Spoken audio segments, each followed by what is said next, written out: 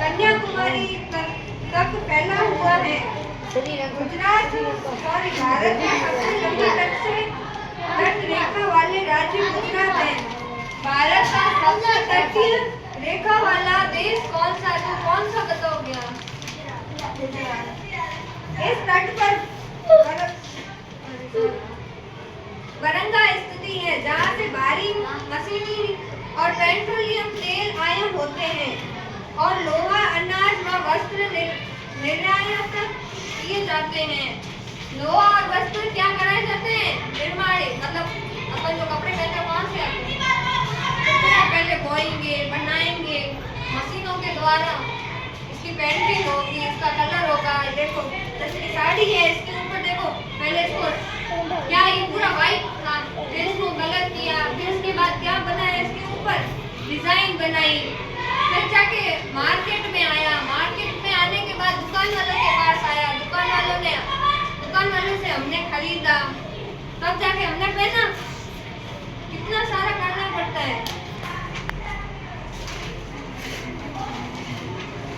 पश्चिमी तट से दक्षिणी में कन्याकुमारी है। पश्चिमी तट के क्षेत्र में राज्यों के भौगोलिक परिस्थिति के आधार पर उनके अलग अलग नाम हो जाते हैं, जो नीचे दिए गए मानचित्र में दर्शाए गए हैं। पूर्वी तट कन्याकुमारी से अब हम पूर्वी तट की ओर यात्रा करेंगे। उत्तर दिशा की ओर जाते हुए हम भारत के कई राज्यों से गुजरेंगे। यह तमिलनाडु, मध्य प्रदेश, ओडिशा, पश्चिमी बंगाल तक फैला हुआ है। राज्यों से गुजरेंगे तो ये कौन, मतलब कितने राज्यों से फैला हुआ है? तो आप क्या जवाब दोगे? ये रहेगा नाम दे, अभी पढ़े ना, तमिलनाडु, मध्य प्रदेश, ओडिशा, पश्चिमी बंगाल, ये अंडरलाइन करो ना। भौगोलिक विशेषताओं के आधार पर पूर्वी तटीय भाग को 3 भागों में विभाजित किया गया है। भौगोलिक विशेषताओं के आधार पर कितने भागों में बांटा गया है? अरे पढ़ रहे हो ना आप? 3 में विभाजित किया गया है। मानचित्र 3 को देखा तो सबसे पहले तमिलनाडु, फिर मध्य प्रदेश, ओडिशा और पश्चिमी बंगाल। इन राज्यों का तटीय मैदान पे काफी चौड़ा है। इस तट पर हमें कहीं बड़ी नदियां मिलेगी जो बंगाल की खाड़ी में गिरती हैं। भारत के मानचित्र 2 को देखकर 4 नदियों के नाम बताइए जो बंगाल की खाड़ी में गिरती हैं। क्या आप जानते हो कि तट के पास आकर ये नदी कई धाराओं में बट जाती है, तो उसे क्या कहते हैं? कक्षा में अपने शिक्षक के साथ चर्चा कर पता करें।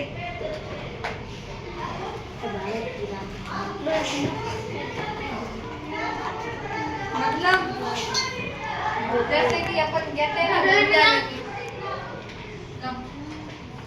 पढ़ना नहीं है, जैसे कि ये गंगा नदी है, ठीक है, इनके साथ क्या है? यमुना। यहाँ क्या है? सरस्वती। और कौन सी नदी है साथ में?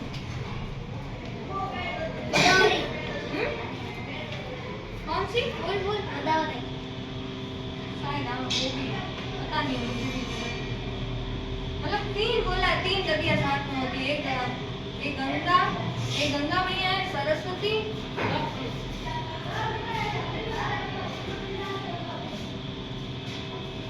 गंगा नदी, सरस्वती और यमुना। तो देखो ये जैसे गंगा नदी आ रही है, कहाँ जा रही है? सीधी।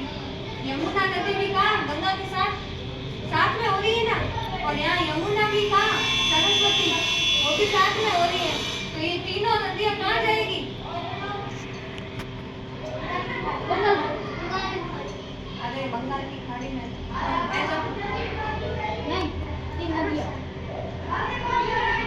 अरे नहीं, देखो मेरी बात समझो पहले। जैसे कि 3 नदियाँ है, जैसे कि आप और आप और आप तीनों साथ में हो जाओ, एक जगह जाना है आपको। तो वैसे ही ये भी ऐसे अपन को चर्चा करनी है कि जैसे कि 3 नदी को धाराओं में बांटा है। जैसे ये 3 नदियाँ है ना, 3 नदियों को नहीं, जैसे कि अब मैं गंगा नदी